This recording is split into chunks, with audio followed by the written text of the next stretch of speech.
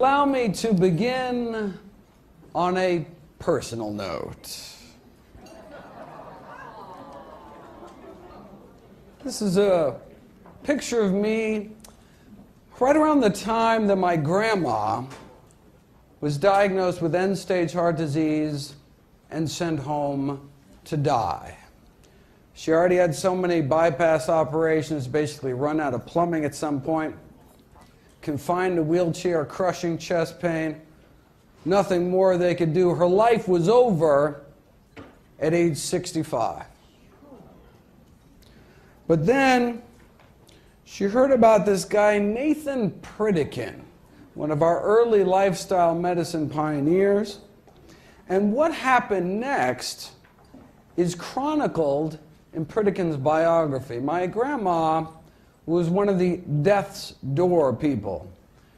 Frances Grege arrived in one of Pritikin's early sessions in a wheelchair. Mrs. Grege had heart disease, angina, claudication, a condition so bad she could no longer walk without great pain in her chest and legs. Within 3 weeks, though, she was not only out of her wheelchair, but walking 10 miles a day.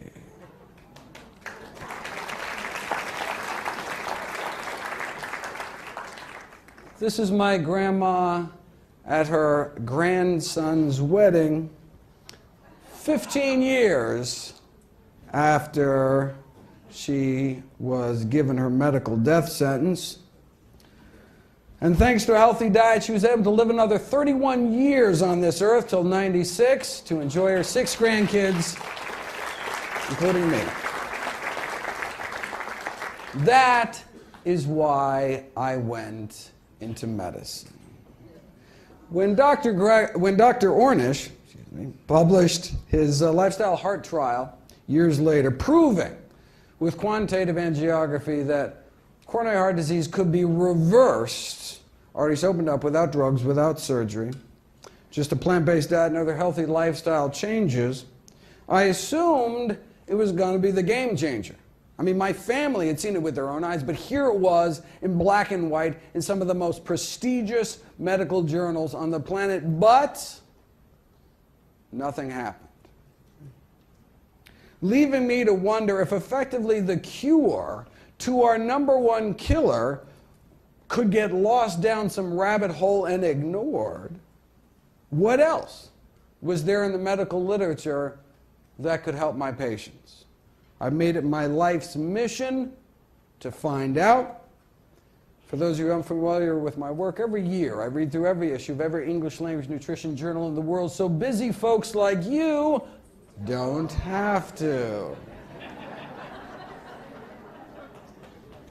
I then compile all the most interesting, the most groundbreaking, the most practical findings, new videos and articles I upload every day to my nonprofit site, nutritionfacts.org. Everything on the website is free. There are no ads, no corporate sponsorship. Strictly non-commercial, not selling anything, just put it up as a public service, as a labor of love. New videos and articles every day on the latest in evidence-based nutrition. What a concept. Okay, where did Pritikin get his evidence from? Well, a network of missionary hospitals set up throughout sub-Saharan Africa uncovered what may be the most important advance in health, according to one of our most famous medical figures of the 20th century, Dr. Dennis Burkitt, the fact that many of our most common and major Western diseases were universally rare, like heart disease. In the African population of Uganda, coronary heart disease almost non-existent. You say, wait a second, our #1 cause of death? Almost non-existent. What were they eating? They were eating a lot of starchy vegetables, starchy grains, and greens, and their protein almost exclusively from plant sources, and they had the cholesterol levels to prove it, actually very similar to what you see down here in the corner of those eating modern-day plant-based diets. You say, well, wait a second. Maybe the Africans were just dying early from some other kind of disease, never lived long enough to get heart disease. No. Here's heart attack. Here's age-matched heart attack rates in Uganda versus St. Louis. Out of 632 autopsies in Uganda, only one myocardial infarction. Out of 632 age and gender matched autopsies in Missouri, 136 myocardial infarctions, more than 100 times the rate of our number one killer. They were so blown away, they went back, did another 800 autopsies in Uganda, and still just that one small healed infarct, meaning it wasn't even the cause of death. Out of 1,427 patients, less than 1 in 1,000, whereas here, heart disease is an epidemic. This is a list of diseases commonly found here and in places that eat and live like the U.S., but were rare or even non-existent in populations centering their diets around whole plant foods. These are among our most common diseases, like obesity, for example, or hiatal hernia, one of the most common stomach problems, varicose veins and hemorrhoids, the two most common venous problems. Colorectal cancer, leading cause of cancer-related death. Diverticulitis, the number one disease of the intestines. Appendicitis, number one cause of emergency abdominal surgery. Gallbladder disease, number one cause of non-emergency abdominal surgery, as well as ischemic heart disease, our commonest cause of death here, but a rarity among plant-based populations. And so this suggests that heart disease may be a choice. Like cavities. If you look at the teeth of people who lived over 10,000 years before the invention of the toothbrush, pretty much no cavities. Didn't brush a day in their lives, no flossing, yet no cavities. Why? Because candy bars hadn't been invented yet, right? So why do people continue to get cavities when we know they're preventable through diet? Easy, right? Because, you know, the pleasure of dessert basically outweighs the cost and discomfort of the dentist chair for many people. And look, that's fine. As long as people understand the consequences of their actions, right? As a physician, what more can I do? If you think the benefits outweigh the risk for you and your family, then go for it. I certainly enjoy the occasional indulgence. I've got a good dental plan.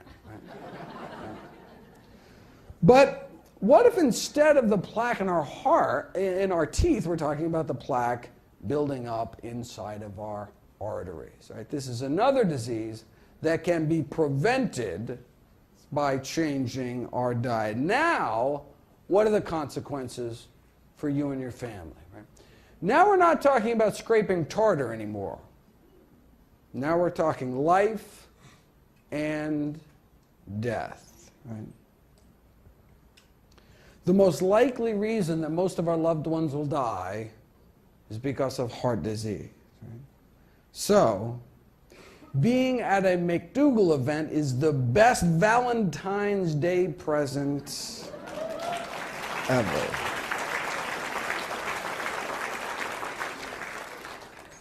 It's still up to each of us to make our own decisions as to what to eat and how to live, but we should make these choices consciously, right?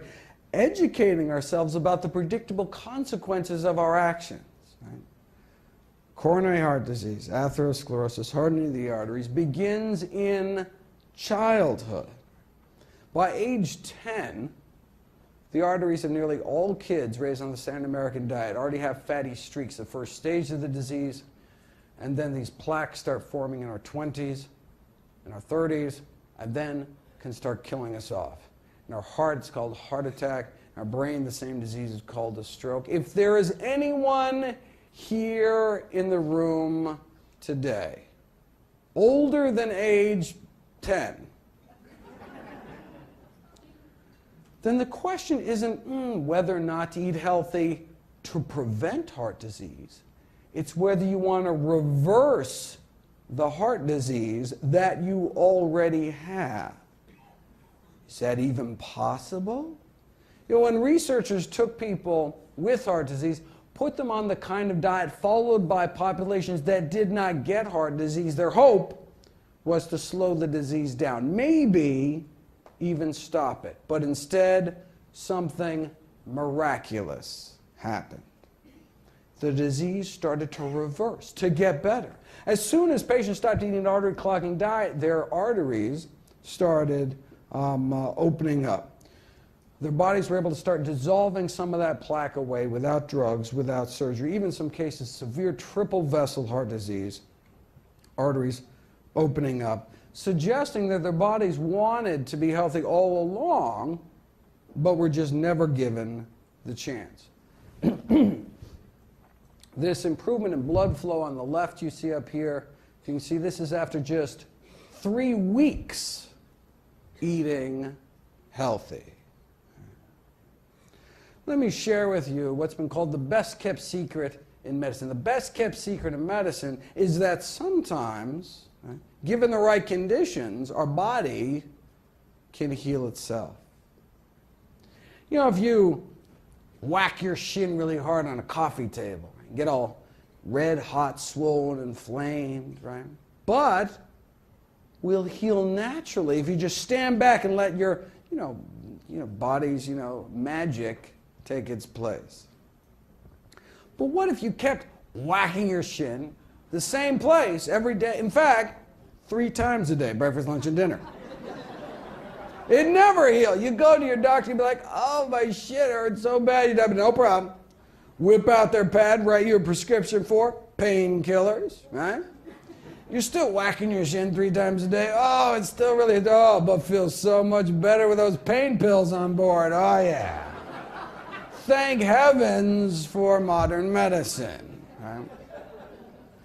It's like taking nitroglycerin for crushing chest pain, right? Tremendous relief, but not actually treating the underlying cause of the disease, right? Our body wants to come back to health if we let it, but if we keep re-injuring it 3 times a day, it may never heal. It's like smoking. One of the most amazing things I learned in all of my medical training was that within 15 years of stopping smoking, your lung cancer risk approaches that of a lifelong non-smoker. Isn't that amazing? Your lungs can clear out all that tar, and eventually it's almost as if you never started smoking at all. And every morning of our smoking life, that healing process started until, wham, our first cigarette of the day. Re-injuring our lungs with every puff, just like we can re-injure our arteries with every bite. When all we had to do, the miracle cure, is to just stand back, get out of the way, and let our body's natural healing processes bring us back towards health. Now, sure, you could choose moderation and hit yourself with a smaller hammer.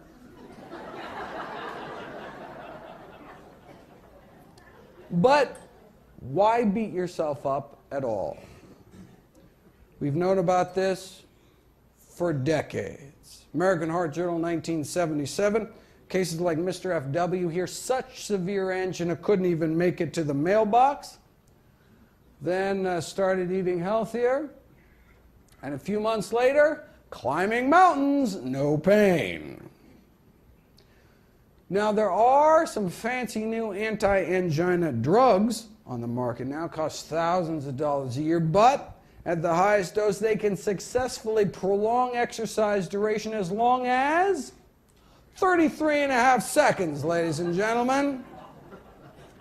It does not look like those choosing the drug route will be climbing mountains anytime soon. See, plant-based diets, not just safer and cheaper, but can work better. Heart disease is our #1 killer. Killer #2 is cancer. What happens if you put cancer on a plant-based diet? Dr. Dean Ornish and colleagues found that the progression of prostate cancer could be reversed with a plant-based diet and other healthy lifestyle behaviors, and no wonder. If you drip the blood of those eating the standard American diet onto cancer cells growing in the petri dish. Cancer growth is cut down by about 9%. But put people on a plant-based diet for a year, though, and their blood can do this. The blood circulating throughout the bodies of those eating plant-based diets has nearly 8 times the stopping power when it comes to cancer cell growth. Now, this is for prostate cancer, the leading cancer killer specific to men and women. It's breast cancer.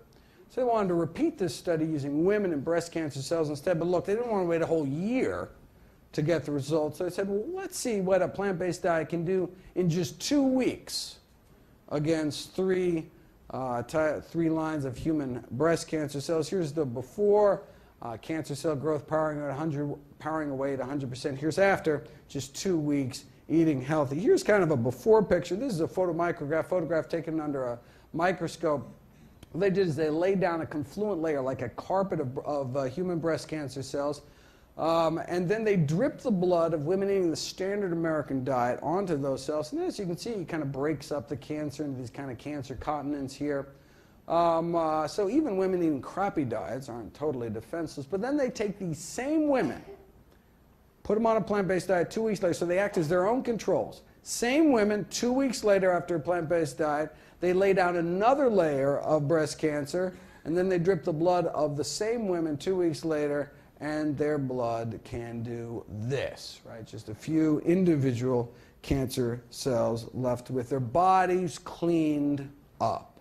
Before and after just 2 weeks eating healthy, their blood became that much more hostile to cancer. Slowing down the growth of cancer cells is nice. Getting rid of it's even better. This is what's called apoptosis, programmed cell death. Bodies were able to somehow kind of reprogram the cancer cells, forcing them into early retirement. This is what's called tunnel imaging, measuring DNA fragmentation or cell death. So dying cancer cells show up as little white spots. So as you can see in the little corner there, there's a dying cancer cell.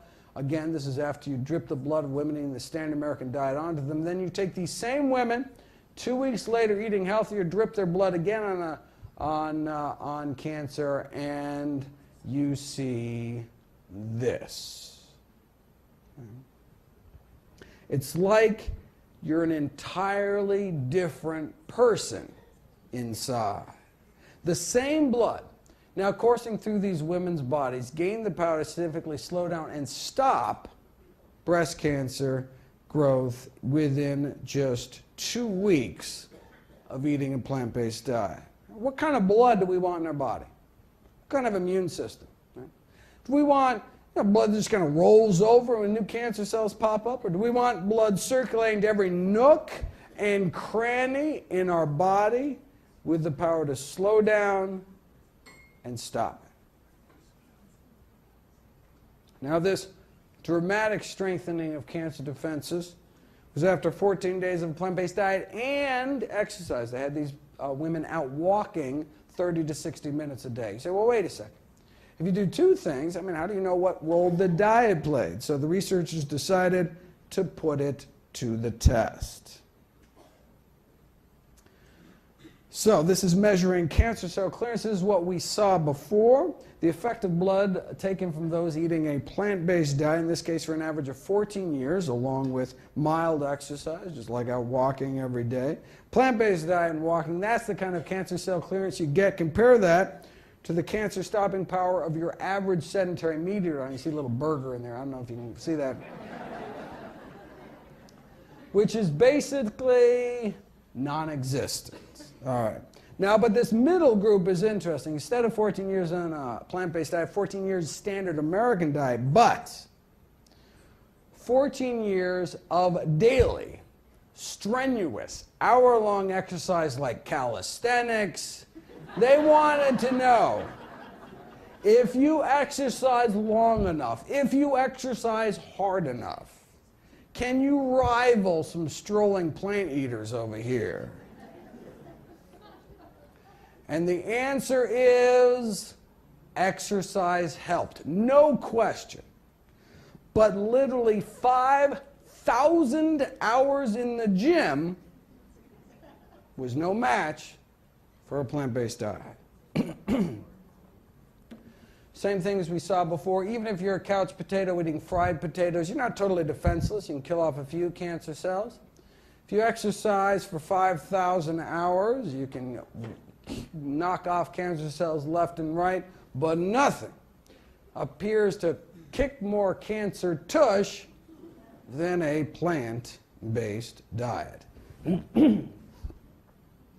We think it's because of the animal proteins, meat, egg, white, and dairy proteins, increasing the levels of IGF-1 in our bodies, insulin-like growth factor 1, a cancer-promoting growth hormone involved in the acquisition and progression of malignant tumors. But if we lower animal protein intake and put people on a plant-based diet, their IGF-1 levels drop. This is the graph on the left. And if you put people on a plant-based diet for years, it drops even further. And their IGF-1 binding protein levels go up. IGF-1 binding protein is like our body's emergency brake. It's one of our ways our body protects itself from excessive growth. Sure, within 2 weeks you can drop your liver's production of IGF-1, but wait a second. What about all the IGF-1 you have circulating in your body from the bacon and eggs you had 3 weeks ago? Well, your body releases this snatch squad of binding proteins into the bloodstream to tie up any excess IGF-1, as you can see. Binding protein levels go up within weeks, continue to get better as the longer one eats healthy. Here's the experiment that really nailed IGF-1 as the villain. Same as last time. Oh, did I go back? Same as last time. Go on a plant-based diet, cancer cell growth drops, cancer cell death shoots up. But then here's the interesting column here. What if you add back to the cancer just the amount of IGF-1 banished from your system because you were eating healthy for 2 weeks? What happens? You erase the diet and exercise effect. It's almost as if you never started eating healthy at all. So the reason the largest prospective study on diet and cancer ever found that the incidence of all cancers combined was lower among those eating vegetarian than those eating meat. Maybe because they're eating less animal protein, so end up with less IGF-1, and so end up with less cancer growth. How much less cancer are we talking about? Middle-aged men and women with high protein intake, 75% increase in total mortality, fourfold increase in the risk of dying from cancer, but not all proteins, specifically animal protein, which makes sense, of course, given the higher IGF-1 levels. The academic institution sent out a press release with a memorable opening line. That chicken wing you're eating could be as deadly as a cigarette. Explaining that eating a diet rich in animal proteins during middle age makes you 4 times more likely to die from cancer, which is comparable to what you see with smoking. So what was the response to this revelation that diets high in meat, eggs, and dairy could be harmful to health as smoking? Well, one nutrition scientist replied that it was potentially dangerous to compare the effects of smoking to the effects of meat and cheese. Why? Because a smoker might think, well, wait a second. Why bother quitting smoking if my ham and cheese sandwich is just as bad for me?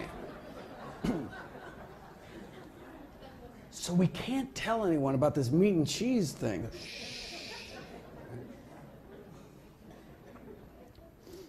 This reminds me of a famous Philip Morris cigarette ad, which tried to downplay the risk by saying, you think secondhand smoke is bad, increasing the risk of lung cancer 19%. Drinking 1 or 2 glasses of milk may be 3 times worth, 62% increased risk of lung cancer. Or doubling the risk frequently cooking with oil. Or tripling your risk of heart disease by eating non-vegetarian, or multiplying your risk 6-fold by eating lots of meat and dairy. Right? So, they conclude, let's keep some perspective here.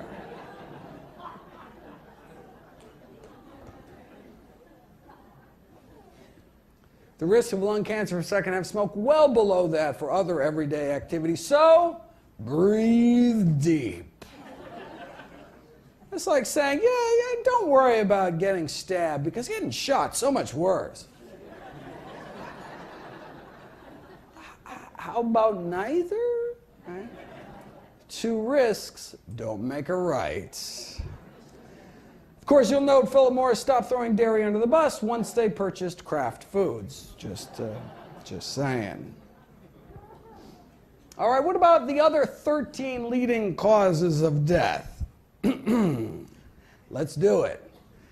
The top 3 killers used to be heart disease, cancer, stroke. Oh, that's so 2007. Now, it's heart disease, cancer, and COPD, chronic obstructive pulmonary diseases like emphysema. Thankfully, COPD can be prevented with the help of a plant-based diet, even treated with plants, improving lung function over time. Of course, the tobacco industry viewed these landmark findings a little differently.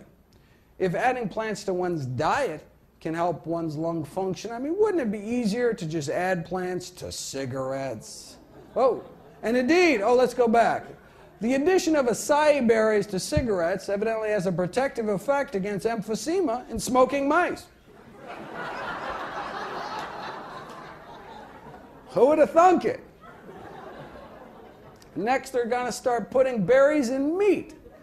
And indeed, I couldn't make this stuff up, ladies and gentlemen. The addition of fruit extracts to burger patties was not without its glitches. For example, the blackberries dyed the burger patties with this distinct purplish color, kind of turned people off, although evidently you can improve the tenderness of lamb carcasses by infusing them before rigor mortis sets in with kiwi fruit juice. You can even improve the nutritional profile of frankfurters by adding powdered grape seeds, though there were complaints that grapeseed particles became visible in the final product. And look, I mean, if there's one thing we know about hot dog eaters, it's that they're picky about what goes in their food.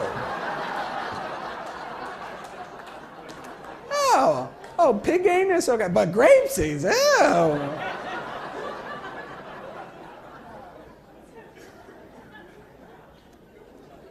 Strokes are killer number 4. Preventing strokes may be all about eating potassium-rich foods, yet most Americans don't even reach the recommended minimum daily intake, and by most, I mean more than 98%. 98% of us eat potassium-deficient diets because 98% of us don't eat enough plants.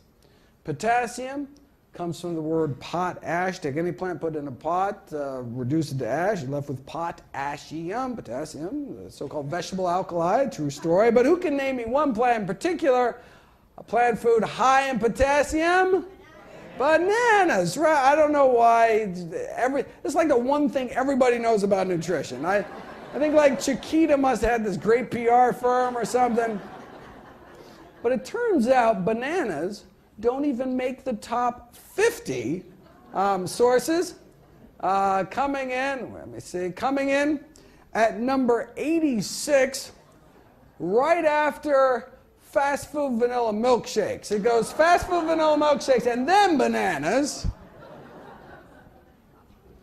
You know, it's funny, when I was writing the book, I wanted to go back and make sure that they didn't update their list, and they had. Turns out now bananas don't even make the top 1,000 sources, coming in at 1,611, right after Reese's Pieces. I kid you not. The most concentrated whole food sources of potassium in the American diet are beans and greens and dates. Of all 3 things, bananas don't even make the top 1,000. In fact, if you look at the next leading cause of death, bananas could be downright dangerous. It's a...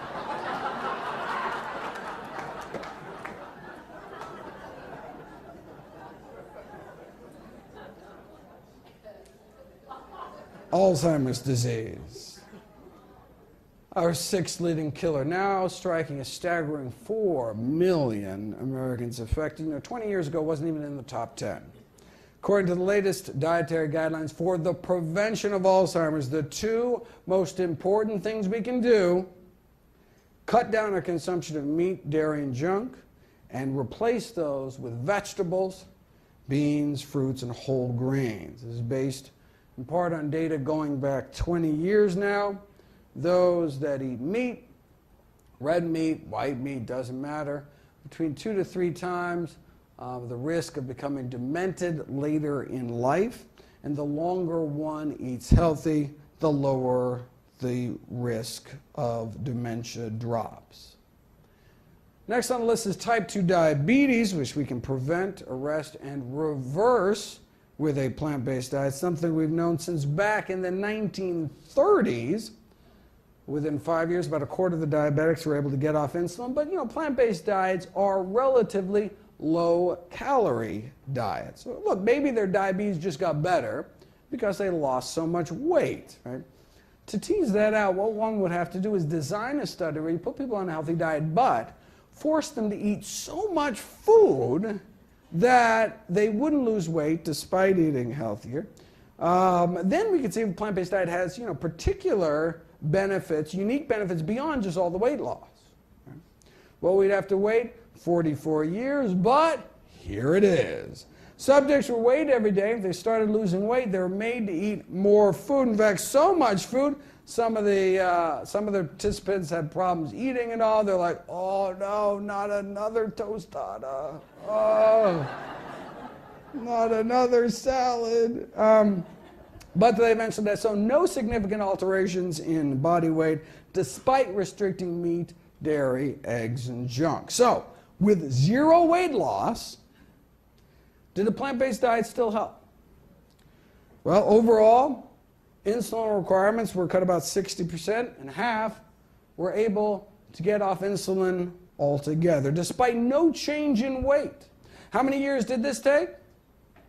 No, 16 days. So we're talking diabetics who've had diabetes for as long as 20 years, injecting 20 units of insulin a day, and then as few as 13 days later off of all insulin altogether, thanks to less than 2 weeks on a plant-based diet. Diabetes for 20 years, off all insulin in 2 weeks. Diabetes for 20 years because no one had told them about a plant-based diet. Here's patient 15, 32 units of insulin on the control diet, and then 18 days later on none. Lower blood sugars on 32 units less insulin. That's the power of plants. And as a bonus, their cholesterol dropped like a rock to under 150 in just 16 days. And just like moderate changes in diet, you only get moderate changes in cholesterol. How moderate do you want your diabetes? Everything in moderation is a truer statement than many people realize, right? Moderate changes in diet can leave diabetics with, moderate vision loss, moderate kidney failure, moderate amputation, maybe just a few toes or something. Moderation in all things is not necessarily a good thing. That study that purported to show that diets high in meat, eggs, and dairy could be to harmful health of smoking supposedly suggested that people who eat lots of animal protein have 4 times more likely to die from cancer or diabetes. If you look at the actual study, you'll see that's not true. Those eating lots of animal protein didn't have 4 times more likely risk of dying from diabetes. They had 73 times higher risk of dying from diabetes. Now, those who chose moderation, eating a moderate amount of animal protein, they only had 23 times the risk of death from diabetes. Killer number 8 is kidney failure, which can be both prevented and treated with a plant-based diet, and no surprise. Kidneys are highly vascular organs. Harvard researchers found 3 dietary risk factors for declining kidney function.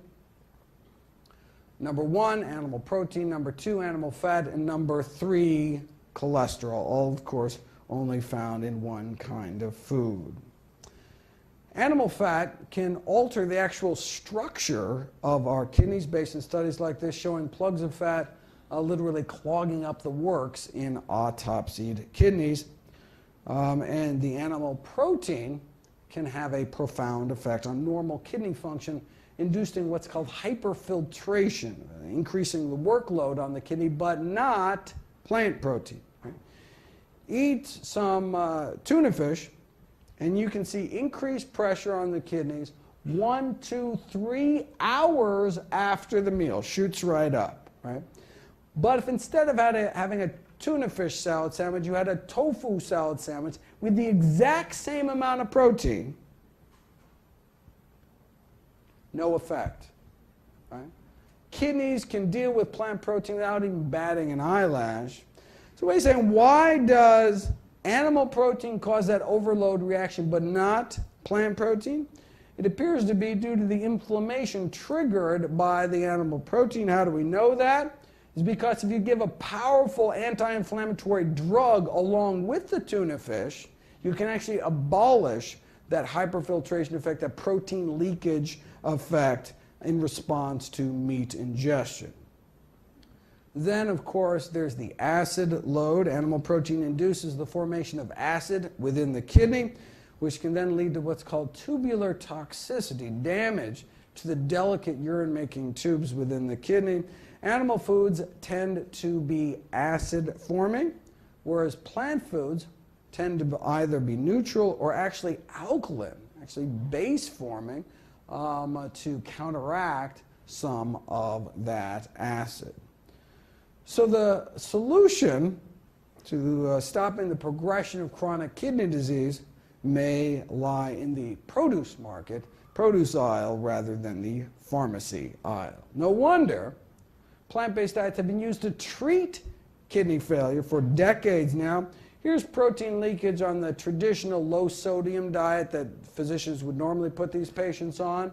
Switch to a supplemented vegan diet, conventional, plant-based, conventional, plant-based, turning on and off kidney dysfunction like a light switch based on what's going into their mouths. Killer number 9, respiratory infections. What possible role could diet play? Well, you obviously haven't seen my video, Kale and the Immune System, talking about the immunostimulatory effects of kale. Is there anything kale cannot do?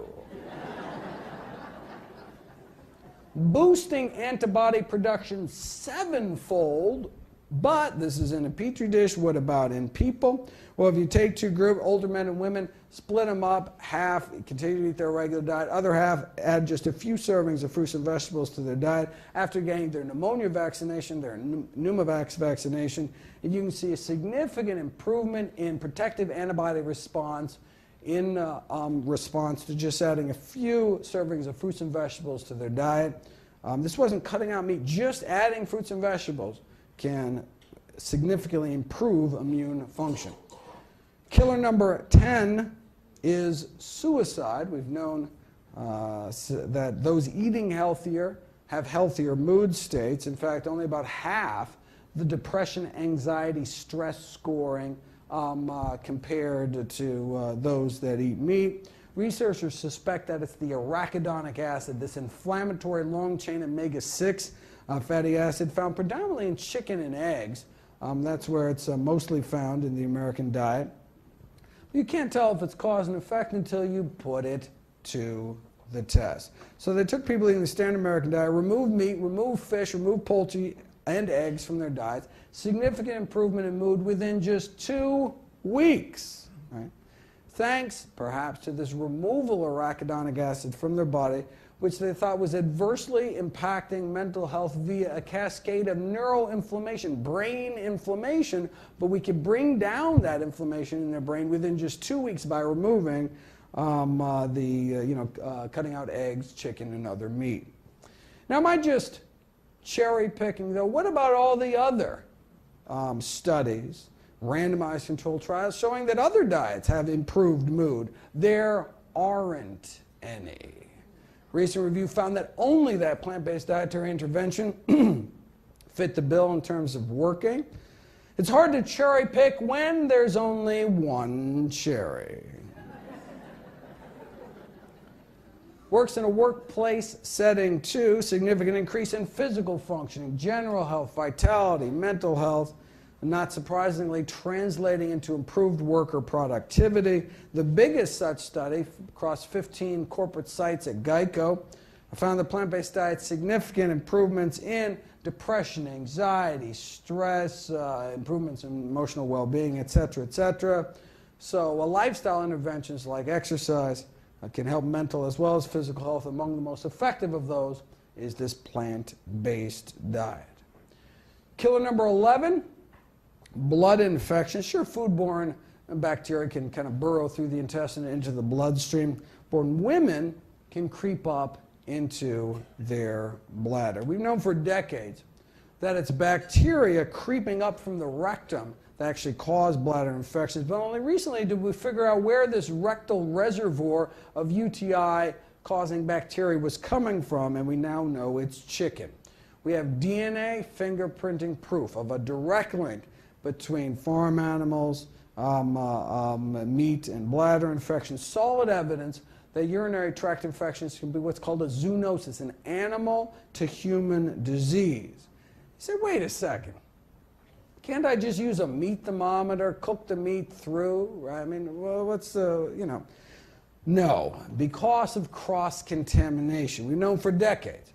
You give someone a frozen chicken to prepare and cook in their own kitchen as they normally would, and a multitude of antibiotic-resistant bacteria jump from the chicken into the gut of the volunteer before they even eat it.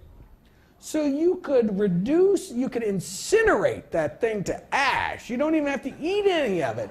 You're infected before it even makes it into the oven, right? Just handling it is the problem. Within days, the drug-resistant chicken bacteria had multiplied to the point of becoming a major part of the gut flora. The chicken bacteria was like taking over their intestines. Now, what about if you follow the safe handling guidelines as well? No one actually does this, but the official USDA recommendations is you should disinfect all common kitchen surfaces with a bleach solution, then they spray the bleach on all the surfaces. Okay, what if you did this? And then came in later and swabbed common kitchen surfaces, and when you do that, researchers find pathogenic fecal bacteria, Salmonella, Campylobacter, serious human pathogens still left behind in the kitchen.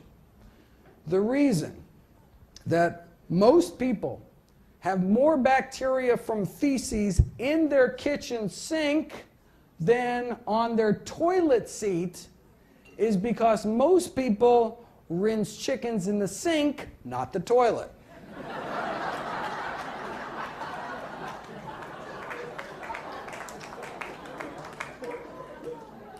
So unless our kitchen is like some biohazard lab, right, the only way we're going to guarantee we're not leaving infection around the kitchen is to not bring it into our homes in the first place. Now, but the good news is it's not like you eat chicken once and you're colonized for life. In this study, the chicken bacteria only seem to last about 10 days before your good bacteria can kind of muscle it out of the way. The problem is that many families eat chicken more than once every 10 days, so may be constantly reintroducing these chicken bugs into their systems. Right? Say, wait a second. You can't sell unsafe cars. You can't sell unsafe toys. How is it even legal to sell unsafe meat? Well, they do it by blaming the consumer. As one USDA poultry microbiologist said, look, raw meats are not idiot-proof. They can be mishandled when they are. It's like handling a hand grenade. You pull the pin, someone's going to get hurt. Now, while some may question the wisdom of selling hand grenades in supermarkets, if we get sick, it's our fault, right? Poultry, the USDA poultry expert suggests it's the consumer responsibility, but we just refuse to accept. It's like a car company saying, yeah, we installed faulty brakes, but it's your fault for not putting your kid in a seatbelt. Right? The head of the CDC's food poisoning division famously responded to this kind of blame the victim attitude coming from the meat industry. She asked, is it reasonable that if a consumer undercooks a hamburger, their 3-year-old dies? Is that reasonable? Not to worry, though, the meat industry's on it. They just got FDA approval for a bacteria-eating virus they can spray onto the meat. Now, the industry's concerned about the consumer acceptance of these so-called bacteriophages may present somewhat of a challenge to the food industry. So, of course, I'm not going to label it or anything, but they think that's going to be a challenge. Check out their other bright idea. The effect of extracted housefly pupae on pork. This is a sciencey way of saying they want to smear a maggot mixture onto the meat. No, wait, it's a low cost. Let's think about it. Right?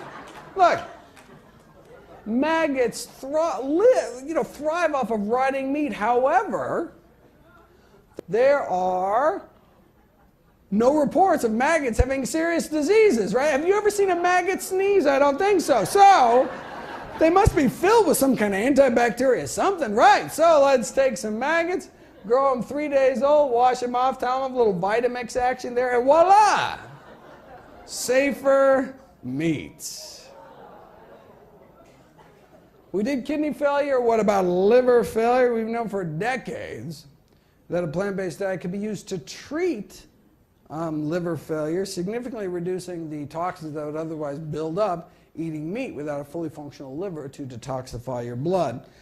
One does have to admit, though, that there are some people eating plant-based diets with worsening liver function.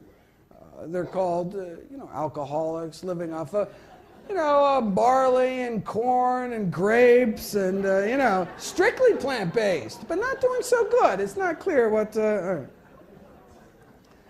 High blood pressure is next, affecting nearly 78 million Americans. That's nearly 1 in 3 of us. And as we age, our pressures get higher and higher, such that by age 60, strikes more than half.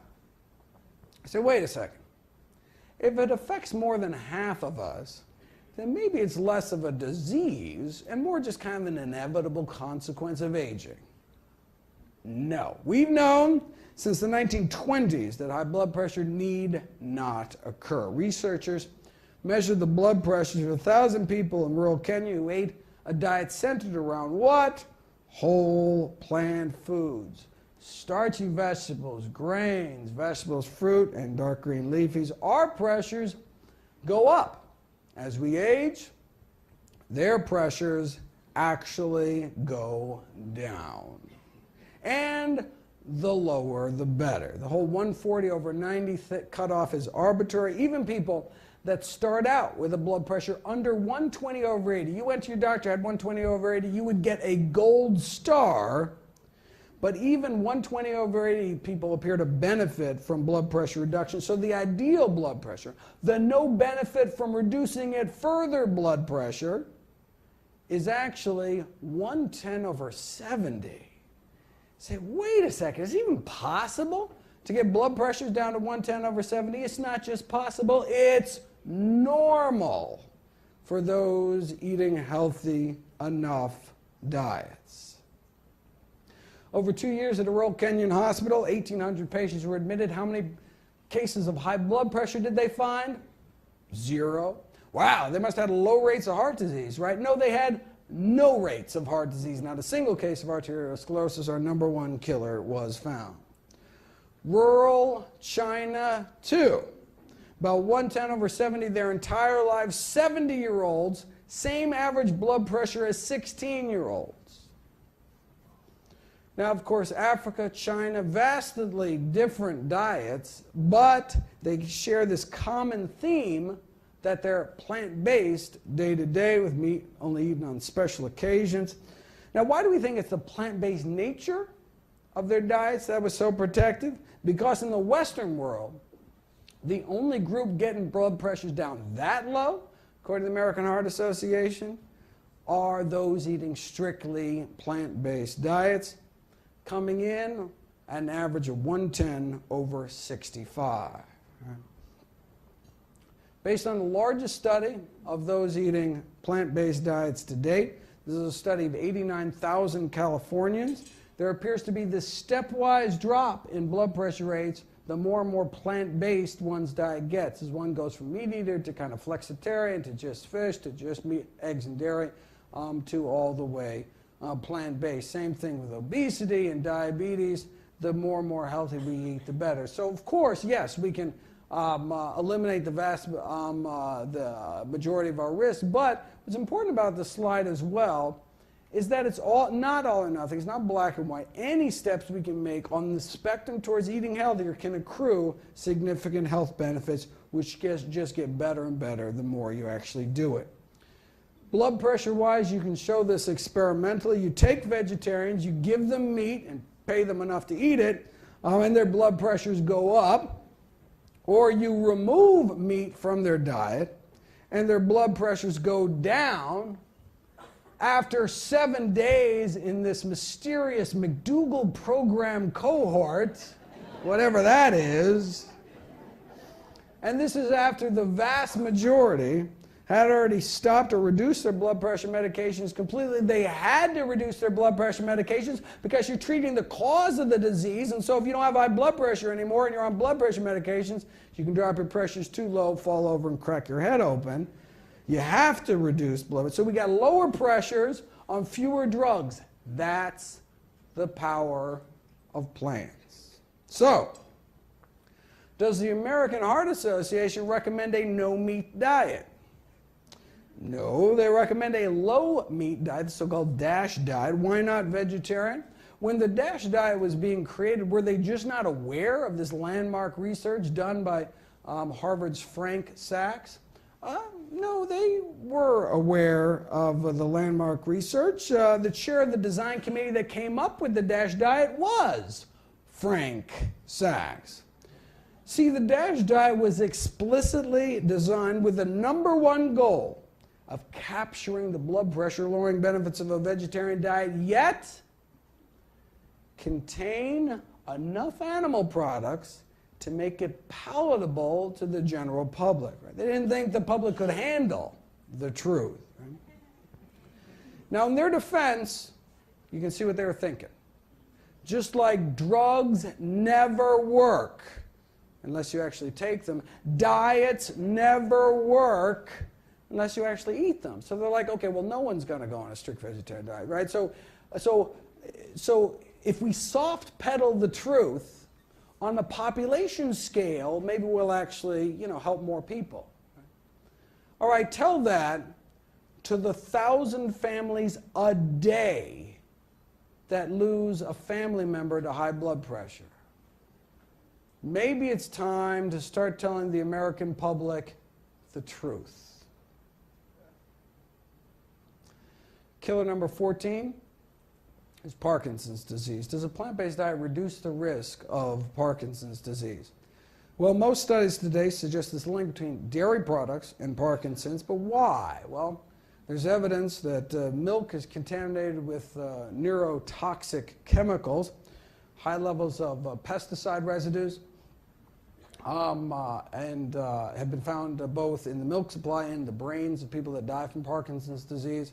These are compounds like tetrahydroisoquinoline, which is actually what they use to induce Parkinson's in primates in a laboratory, found mostly in cheese, actually. And so there's been calls that we should have toxin screenings of the milk supply. Yeah, good luck with that. Of course, you could just not drink it, but then what would happen to your bones? That is a marketing ploy. If you look at the actual science, milk does not appear to protect against hip fracture risk, whether you're drinking in your adult years, whether you're drinking it in your teen years. If anything, milk consumption was associated with an increase in fracture risk. Maybe this is why hip fracture risks are highest in populations where they drink the most milk. So Swedish researchers decided to put it to the test. 100,000 men and women followed for up to 20 years, and milk-drinking women had the higher rates of death, more heart disease, significantly more cancer for each daily glass of milk. 3 glasses a day was associated with nearly twice the risk of premature death. And they had significantly more bone and hip fractures too. More milk, more fractures. Milk-drinking men also had higher rates of death. But for some reason, you never see milk ads like this. I'm not clear why.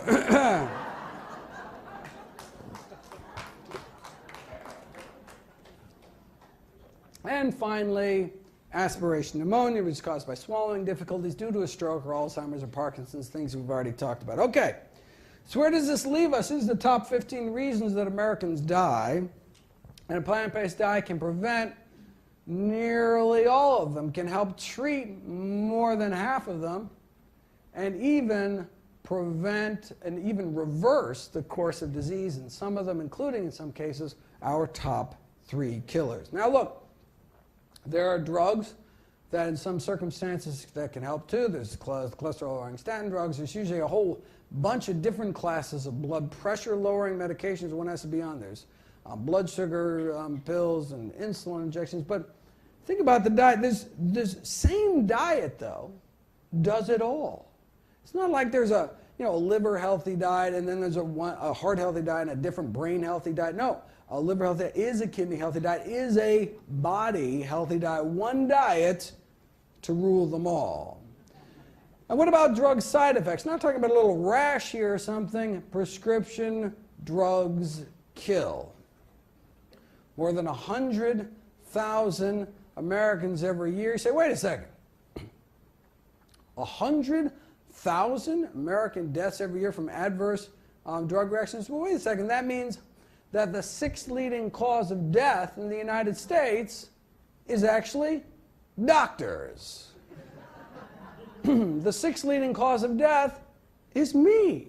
Thankfully, I can be prevented with a plant-based diet.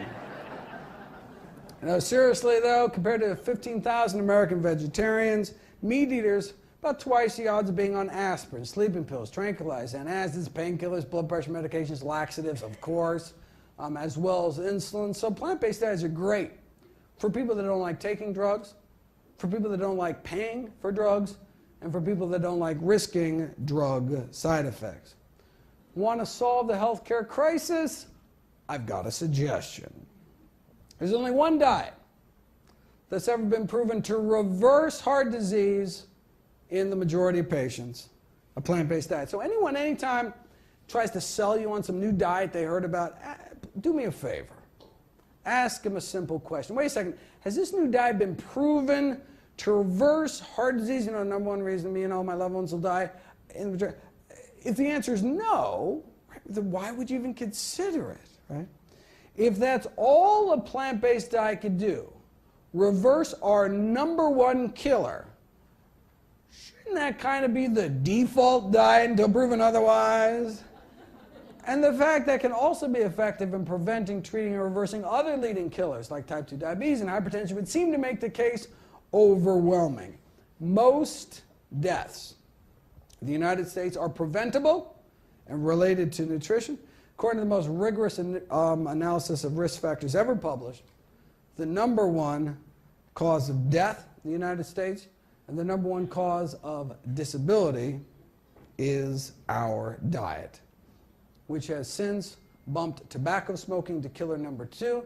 Cigarettes only kill about 500,000 Americans every year, whereas our diet kills hundreds of thousands more. So, let me end with a thought experiment. Imagine yourself a smoker in the 1950s.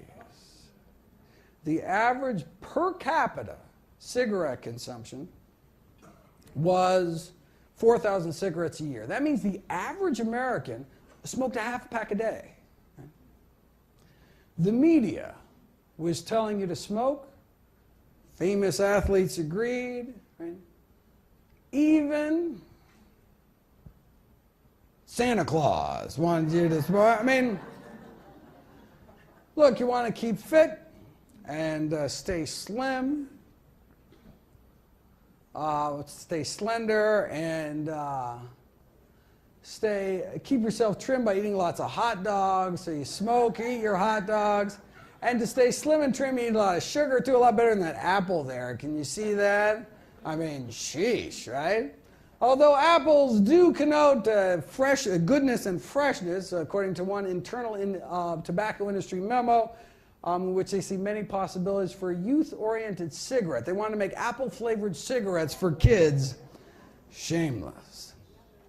for digestion's sake you smoke. I mean, no curative power is claimed by Philip Morris, but look, an ounce of prevention is worth a pound of cure, so better than safe than sorry, and smoke. Blow in her face and she'll follow you anywhere.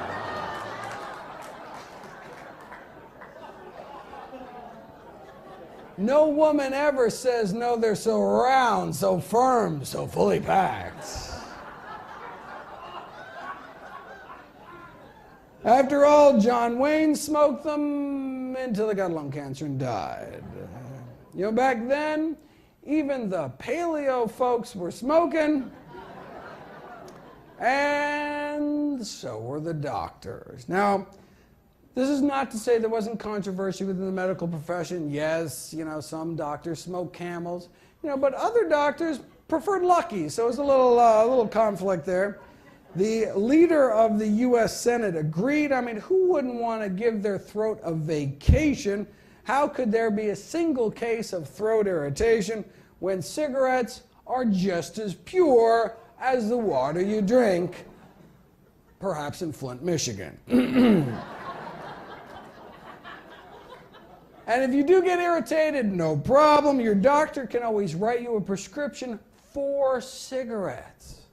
This is an ad in the Journal of the American Medical Association. So when mainstream medicine is saying that smoking on balance is good for you, when the American Medical Association is saying that, where could you turn back then if you just wanted the facts? What's the new data advanced by science? She was too tired for fun, and then she smoked a Camel. Babe Ruth spoke of proof positive medical science, that is when he still could speak, before he died of throat cancer. Now, if by there's some miracle, there was a smokingfacts.org website back then that could deliver the science directly, bypassing commercially corruptible institutional filters, you would have become aware of studies like this. This is a Adventist study in California, published in 1958, showed that non-smokers at least 90% lower lung cancer risk than smokers, but this wasn't the first. When famed surgeon Michael DeBakey was asked why his studies published back in the 30s linking smoking and lung cancer were simply ignored, he had to remind people what it was like back then. We were a smoking society. It was in the movies. It was everywhere. Medical meetings were one heavy haze of smoke. And smoking was, in a word, normal. So, back to our thought experiment. If you're a smoker in the 50s in the know, what do? Right? Do you change or do you wait? If you wait until your doctor tells you, between puffs, to quit, you could have cancer by then. If you wait until the powers that be officially recognize it, like the Surgeon General did in the subsequent decade, you could be dead by then. It took 25 years for the Surgeon General report to come out. It took more than 7,000 studies and the deaths of countless smokers before the first Surgeon General's report against smoking came out. You'd think maybe after the first 6,000 studies, it could be a little bit heads up here or something. No. Powerful industry. So one wonders how many people are currently suffering needlessly from dietary diseases. Maybe we should have stopped smoking after the 700th study like this came out. So as a smoker in the 50s, on one hand, you had all of society, the government, the medical profession itself telling you to smoke. And on the other hand, all you had was the science. If you're even aware of studies like this. Now let's fast forward 55 years. You know, there's a new Adventist study in California warning Americans about the risks of something else they may be putting in their mouths. It's not just one study. According to the latest review, sum total of evidence suggests mortality from all causes put together, many of our dreaded diseases, stroke, cancer, diabetes, etc., significantly lower among those eating plant-based. So, instead of someone going along with America's smoking habits in the 50s, imagine you or someone you know going along with America's eating habits today. What do you do? Right? With access to the science, you realize the best available balance of evidence suggesting your eating habits not so good for you. So do you change or do you wait? If you wait until your doctor tells you between bites to eat healthier, could be too late. In fact, even after the Surgeon General report was released, medical community still dragged their feet. The AMA actually went on record refusing to endorse the Surgeon General's report. Why? Maybe it's because they just got a $10 million check from the tobacco industry. Maybe not. Maybe it's coincidence. Okay, so we know why the AMA may have been sucking up the tobacco industry, but why weren't just individual doctors speaking out? Well, there were a few gallant souls ahead of their time, as there are now, writing in as there are today, standing up against institutions, killing millions. But why not more? Well, maybe it's because the majority of physicians themselves smoked cigarettes. Right? Just like the majority of physicians today continue to eat foods that are contributing to our epidemic of dietary diseases. Right? What was the AMA's rallying cry back then? Everything in moderation. Scientific studies have proved that smoking in moderation, that's fine. Sound familiar? Today, the food industry uses these same tobacco industry tactics, supplying misinformation, twisting the science. The same scientists for hire paid to downplay the risks of secondhand smoke and toxic chemicals are the same paid by the National Confectioners Association to downplay the risks of candy, and the same paid by the meat industry to downplay the risks of meat. Consumption of animal products and processed foods causes at least 14 million deaths around the world every year. 14 million people dead. Plant-based diets can now be considered kind of the nutritional equivalent of quitting smoking. How many more people have to die, though, before the CDC says, don't wait for open heart surgery to start eating healthy as well? Until the system changes, we need to take personal responsibility for our own health, for our family's health. We can't wait until society catches up to the science, because it's a matter of life and death. Last year, Dr. Kim Williams was made president of the American College of Cardiology. He was asked why he follows his own advice that he gives to patients to eat a plant-based diet. I don't mind dying, Dr. Williams replied. I just don't want it to be my own fault. Thank you very much.